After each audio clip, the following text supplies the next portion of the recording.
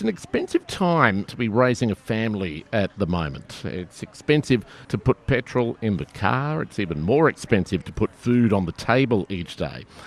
And it's getting really, really hard as a parent to encourage your kids to dream of the great Australian dream of home ownership when that seems to be drifting further out of reach with every passing day. But how much more challenging is it for the parents of a family of 16 children?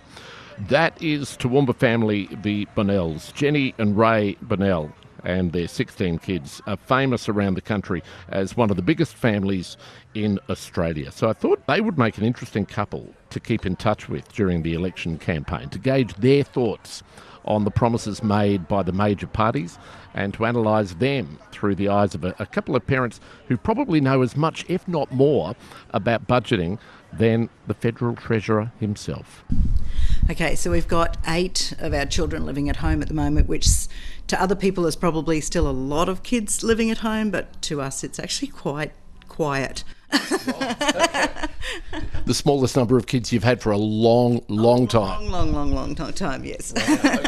What are the issues that you have in the forefront of your mind between now and election day? I think probably it's on most people's minds at the moment will be the cost of living. I haven't spoken to one person who's just sort of happily going along at the moment. Everybody's struggling with their budget. Everyone's trying to keep food on their table, have the power stay on, be able to give things to your children and still be able to have a bit of a fun lifestyle for your family as well. So I guess as we move towards an election, I'm going to be interested to see what they're going to offer in form of some sort of relief for families, or whether we can tweak the federal budget a little bit to see what's going to happen for everyone.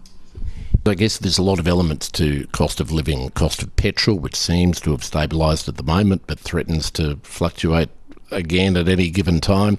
Or is it the cost of groceries, or is it the cost of power and all those other things? Is there any one particular aspect that you find particularly challenging to live with? Well, I mean, most of my life is about feeding my family, isn't it? So, the cost of groceries has just skyrocketed. I've really noticed the difference.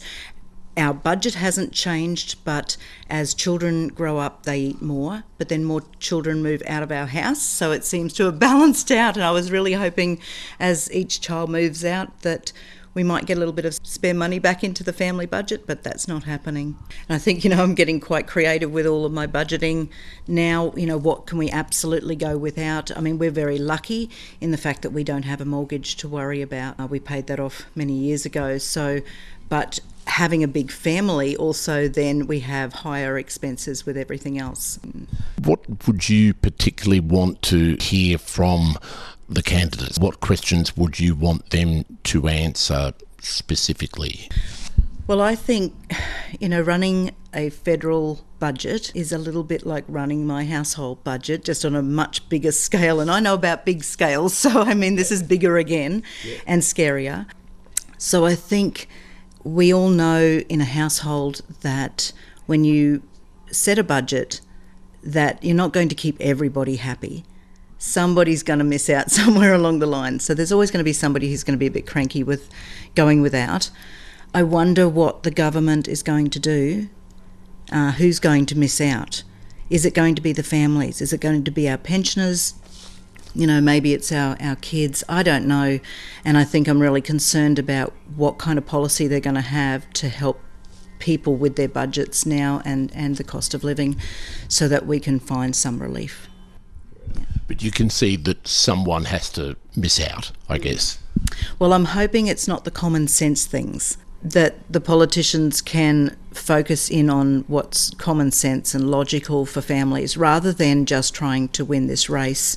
Let's get rid of the silly and the frivolous sort of policies that might only affect a few people over here or there.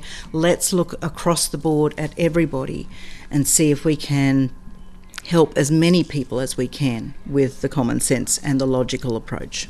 Because do you think that politicians these days try to please everybody and it ends up being not a particularly good policy because you can't please everybody? Yeah, look, this is I find this even in the family, is that, you're not going to keep everyone happy. some people need to have things put in place that are good for them, but they might sort of struggle against it and they might push against it. So sometimes, we all have to pay taxes. We might not like paying taxes, but there has to be income for the government to be able to pay for all of these things that they promise us. If the government gives us money, sometimes you've got to give it back. That's, it might be to stimulate the economy at that point in time, but somebody's got to pay for it later on down the track.